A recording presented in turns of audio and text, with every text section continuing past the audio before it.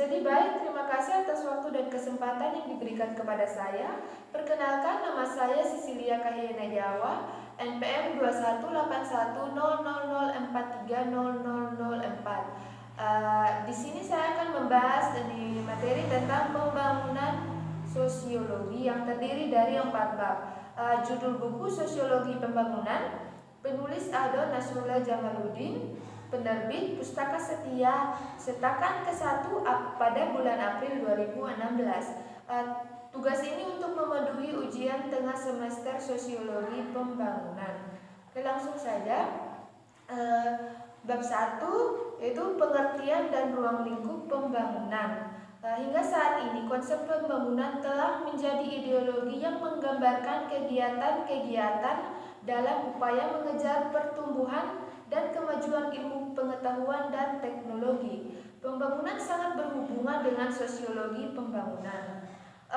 Pembangunan dalam sosiologi adalah cara menggerakkan masyarakat untuk mendukung pembangunan, sedangkan masyarakat merupakan tenaga pembangunan dan dampak pembangunan. Dengan kata lain, masyarakat adalah subjek sekaligus objek dalam pembangunan. Mengapa? Sebab pembangunan pada hakikatnya merupakan usaha meningkatkan taraf hidup masyarakat ke tingkat yang lebih baik, lebih sejahtera, lebih tentram, serta lebih menjamin kelangsungan hidup dari hari depan. Sosiologi pembangunan sangat dipengaruhi oleh pokok-pokok pikiran ahli sosiologi klasik seperti Karl Marx, Max Weber, dan Emil Durkheim. Dalam perkembangannya, sosiologi pembangunan semakin pesat seiring dengan gagalnya program pembangunan yang disponsori oleh Amerika Serikat pada negara-negara di dunia ketiga. Kegagalan tersebut menimbulkan sebuah tanda tanya besar bagi peneliti sosial untuk mengungkap faktor-faktor penyebabnya. Pada perkembangan selanjutnya, sosiologi pembangunan membawa dampak pada lahirnya dimensi-dimensi baru dalam konsep pembangunan. Webster menyebutkan 5 dimensi yang perlu diungkap dalam sosiologi pembangunan, antara lain yang pertama, posisi negara miskin dalam hubungan sosial dan ekonominya dengan negara-negara lain. Yang kedua, ciri khas atau karakter dari suatu masyarakat yang memengaruhi pembangunan. Yang ketiga, hubungan antara proses budaya dan ekonomi yang mempengaruhi pembangunan. Sedangkan yang keempat, aspek sejarah dalam proses pembangunan atau perubahan sosial yang terjadi. Sedangkan yang terakhir itu penerapan sebagai teori perubahan sosial yang mempengaruhi kebijakan pembangunan nasional pada negara-negara berkembang. Selanjutnya, menurut Sudjono Sukanto, manfaat sosiologi bagi pembangunan dapat diidentifikasikan melalui beberapa tahap berikut. Yang pertama itu tahap perencanaan, yang kedua tahap pelaksanaan, yang ketiga tahap evaluasi. Menurut Sudjono Sukanto, pelaksanaan pembangunan dapat dilakukan dengan 3 cara. Cara yang pertama yaitu secara struktural, yang kedua secara spiritual, dan yang ketiga gabungan 2 cara sebelumnya yaitu struktural dan spiritual. Selanjutnya itu makna pembangunan. Pembangunan adalah proses yang historikal, sebuah proses yang bergulir dari waktu ke waktu, tidak pernah berhenti, dan perubahan itu sendiri tidak pernah terganti. Secara teoretis, pembangunan dapat dijelaskan dalam 2 paradigma, yaitu teori modernisasi dan imperialisme. Teori modernisasi. Teori ini mengutamakan aspek ekonomi dan sosiologi. Yang kedua, imperialisme. Teori imperialisme yang berpijak pada konsep pemikiran Marxis lebih berasumsi bahwa kekayaan memiliki maksudnya kekayaan milik negara barat adalah hasil dari pencurian. Selanjutnya, ruang lingkup pembangunan. Ruang lingkup pembangunan terdiri dari yang pertama, pembangunan di bidang ekonomi, pembangunan di bidang politik, pembangunan di bidang sosial, pembangunan di bidang pendidikan, pembangunan di bidang keagamaan, dan pembangunan di bidang lingkungan. Beberapa faktor yang mempengaruhi pertumbuhan dan pembangunan ekonomi adalah sebagai berikut. Yang pertama itu sumber daya alam, yang kedua sumber daya manusia,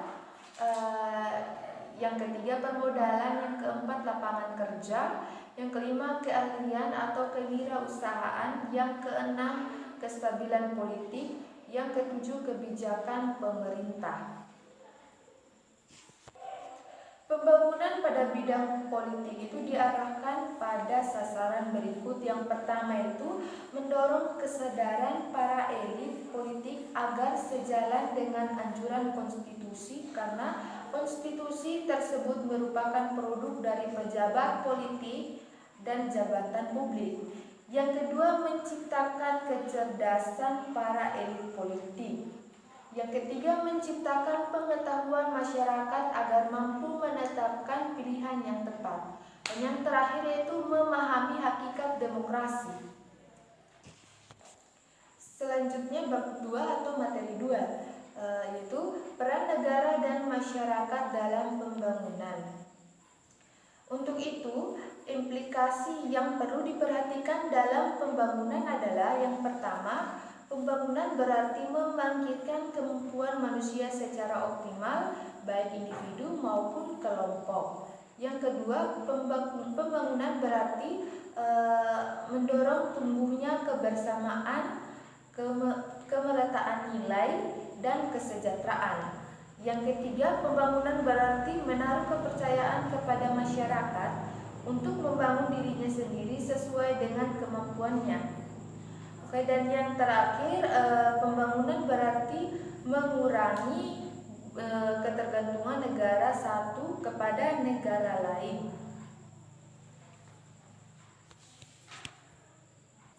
Selanjutnya, peran pemerintah dalam pembangunan. Yang pertama itu peran pemerintah yang pertama, penjaga keamanan dan ketertiban dalam perkembangan. Yang kedua, service state, yaitu peranan pemerintah merupakan abdi sosial dari keperluan-keperluan yang perlu diatur dalam masyarakat. Yang ketiga, entrepreneur atau pendorong inisiatif usaha dari masyarakat. Menurut Munir, peran pemerintah sesuai dengan fungsinya, yaitu yang pertama itu entrepreneur, yaitu pemerintah daerah bertanggung jawab untuk melaksanakan usaha dalam mengelola sumber daya ekonomi, mengelola aset daerah sumber daya ekonomi potensial sehingga secara ekonomi menguntungkan dan memberikan manfaat bagi masyarakat. Yang kedua itu koordinator, yaitu pemerintah daerah dapat menetapkan kebijaksanaan atau strategi bagi pembangunan daerah dan merangkul semua komponen masyarakat untuk menjadi aktor dalam pembangunan.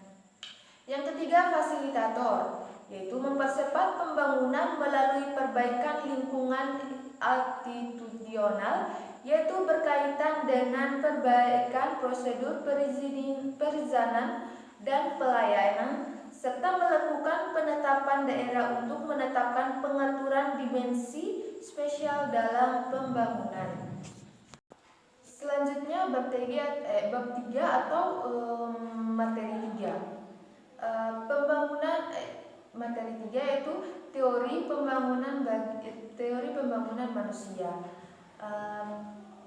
Pembangunan manusia adalah proses perluasan pilihan yang lebih banyak kepada penduduk melalui upaya pemberdayaan yang mengutamakan peningkatan kemampuan dasar manusia agar berpartisipasi dalam segala bidang pembangunan.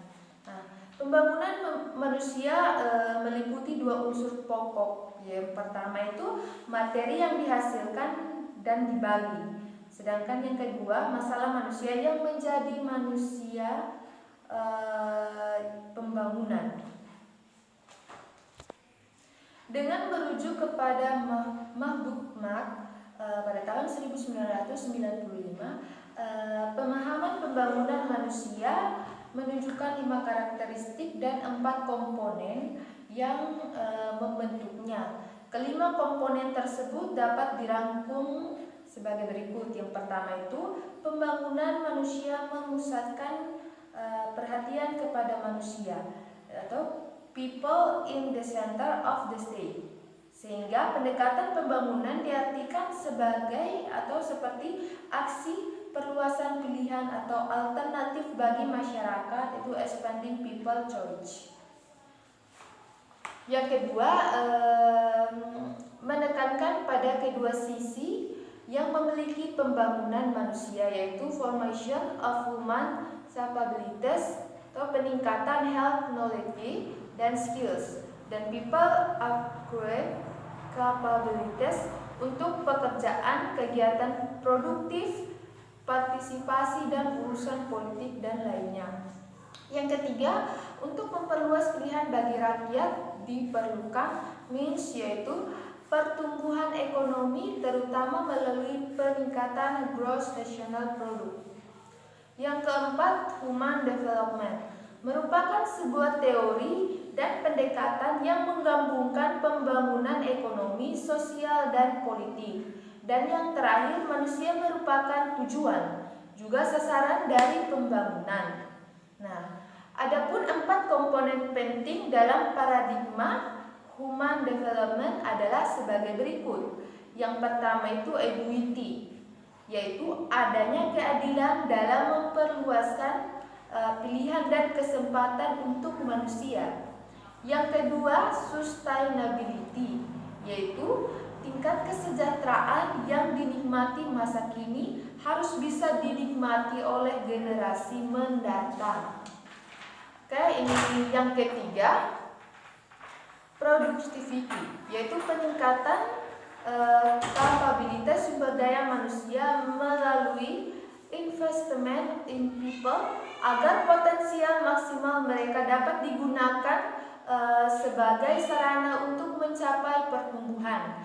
Dan yang terakhir yaitu empowerment, dimaksud pada pembangunan berdasarkan partisipasi penuh masyarakat, yaitu masyarakat bukan hanya sebagai penerima, melainkan juga aktif dalam menentukan pilihan mengenai cara pembentukan hidup mereka sendiri. Selanjutnya, arah pengembangan konsep pembangunan manusia. Pembangunan ekonomi yang menekan pada pertumbuhan memandang bahwa keberhasilan pembangunan suatu wilayah hanya ditandai oleh tingginya pertumbuhan ekonomi tanpa melihat aspek-aspek lainnya seperti ketimpangan pendapatan, kemiskinan yang masih tinggi, dan sebagainya. Selanjutnya, pemberdayaan. Yang pertama, pengertian pemberdayaan masyarakat. Berubahnya paradigma pembangunan nasional ke arah demokratis dan desentralisasi menumbuhkan kesadaran yang luas tentang perlunya peran serta masyarakat dalam keseluruhan tentang konsep pembangunan masyarakat. Nah, selanjutnya peningkatan pemberdayaan dapat dilihat dari 3 sisi sebagaimana dijelaskan Edi Soeharto, yaitu sebagai berikut. Yang pertama, menciptakan suasana atau iklim yang memungkinkan potensi masyarakat berkembang. Yang kedua, memperkuat potensi atau daya yang dimiliki oleh masyarakat. Yang ketiga, memberdayakan mengandung pula arti melindungi dalam proses pemberdayaan sehingga yang lemah tidak boleh menjadi bertambah lemah karena kekurangan pemberdayaan dalam menghadapi yang kuat. Selanjutnya, tujuan pemberdayaan. Pemberdayaan pada dasarnya menyangkut dua kata kunci. Yang pertama itu kekuasaan dan yang kedua kekurangberuntungan. Ada 5 macam prinsip utama dalam pengembangan konsep pemberdayaan masyarakat menurut Driscoll dan Sagisse dalam Sutrisno, yaitu sebagai berikut. Yang pertama itu pendekatan dari bawah. Yang kedua partisipasi. Yang ketiga konsep keberlanjutan. Yang keempat keterpaduan. Yang kelima keuntungan sosial. Oke, selanjutnya itu bentuk-bentuk kegiatan pemberdayaan. Ada berbagai bentuk atau program pemberdayaan, di antaranya sebagai berikut. Yang pertama itu pemberdayaan politik untuk meningkatkan daya tawar. Yang kedua pemberdayaan ekonomi.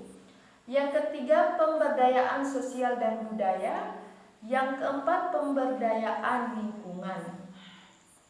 Oke. Selanjutnya, dalam berbagai konsep pemberdayaan masyarakat, secara umum kegiatan pemberdayaan masyarakat dapat dikelompokkan dalam beberapa kegiatan berikut. Yang pertama itu bantuan modal, yang kedua bantuan pembangunan prasarana, yang ketiga bantuan pendampingan, yang keempat kelembagaan. Oke, selanjutnya kerjasama. Ada 5 bentuk kerjasama. Yang pertama itu kerukunan yang mencakup gotong royong dan tolong menolong. Yang kedua bargaining, yaitu pelaksanaan perjanjian mengenai pertukaran barang dan jasa antara dua organisasi atau lebih. Yang ketiga itu kooptasi, yaitu proses penerimaan unsur baru dalam kepemimpinan atau pelaksanaan politik dalam suatu organisasi sebagai salah satu cara untuk menghindari terjadinya kegoncangan dalam stabilitas organisasi yang bersangkutan. Yang keempat koalisi, yaitu kombinasi antara dua organisasi atau lebih yang mempunyai tujuan sama. Dan yang terakhir joint venture, yaitu kerjasama dalam perusahaan proyek tertentu. Oke, selanjutnya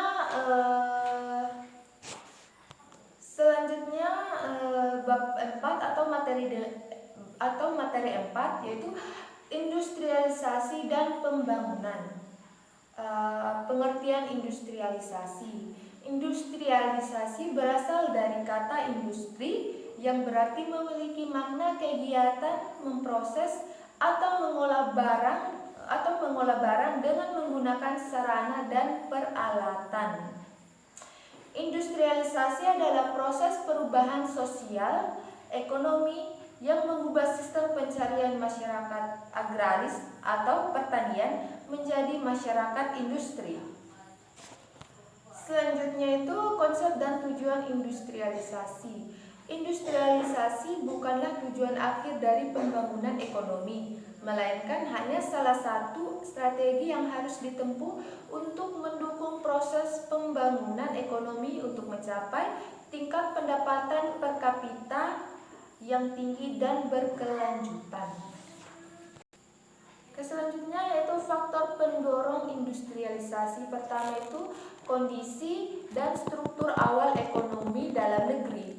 Yang kedua, besarnya pasar dalam negeri. Yang ketiga, keberadaan sumber daya alam atau SDA. Yang keempat, kebijakan strategi pemerintah.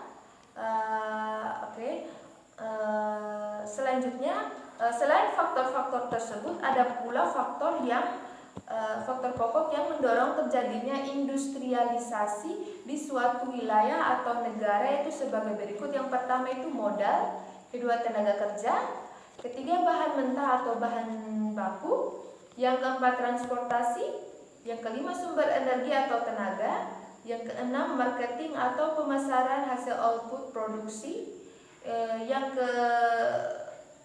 ketujuh kebudayaan masyarakat. Yang kedelapan teknologi, yang kelima pemerintahan, yang kesepuluh yang kesembilan pemerintahan, yang kesepuluh dukungan masyarakat, yang ke-11 kondisi alam, yang ke-12 kondisi perekonomian. Selanjutnya globalisasi dan strategi industrialisasi. Pada masa yang akan datang, masyarakat kita akan menghadapi banyak perubahan sebagai akibat dari kemajuan yang telah dicapai dalam proses pembangunan sebelumnya. Kemajuan pesat ilmu pengetahuan dan teknologi serta pengaruh globalisasi. Satu hal yang tidak mungkin dihindarkan adalah kegiatan pembangunan nasional semakin berkaitan dengan perkembangan nasional. Ketika prioritas pembangunan adalah memacu pertumbuhan di negara sendiri, pemerintah dapat menempatkan posisinya sebagai yang pertama itu sebagai pelaksanaan kebijaksanaan ekonomi. Yang kedua konsumen, produsen sekaligus investor. Yang ketiga pengelola perusahaan atau negara. Dan yang terakhir itu pengatur masyarakat atau regulator. Selanjutnya kebijakan dan strategi industrialisasi. Beberapa kebijakan dan strategi yang perlu ditempuh oleh industrialisasi ini dalam mengatasi dan mengentaskan kemiskinan antara lain sebagai berikut. Yang pertama itu peraturan perundang-undangan. Yang kedua pemerintah yang baik atau good governance. Yang ketiga didorong percepatan perubahan struktural. Dan yang keempat peningkatan akses terhadap aset produksi. Yang kelima pembangunan infrastruktur. Yang keenam kebijakan pengembangan industri harus mengarah pada penguatan industri rakyat. Yang ketujuh kebijaksanaan ketenaga kerjaan. Yang kedelapan pemerataan pembangunan antar daerah dan desentralisasi.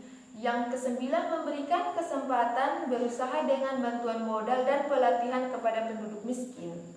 Dan yang terakhir itu memberdayakan ekonomi lokal dengan pembangunan pusat pertumbuhan. Selanjutnya di sini itu dampak industrialisasi. Dampak industrialisasi terdiri dari dua, yaitu dampak positif dan dampak negatifnya. Dampak positifnya itu mengurangi pengangguran, sedangkan yang kedua terpenuhinya kebutuhan konsumsi. Dampak negatif dari pembangunan industri yaitu pencemaran lingkungan, contohnya itu seperti membuang limbah pabrik di sungai. Yang kedua berkurangnya lahan pertanian. Oke, jadi baik, sekian materi yang saya sampaikan. Terima kasih.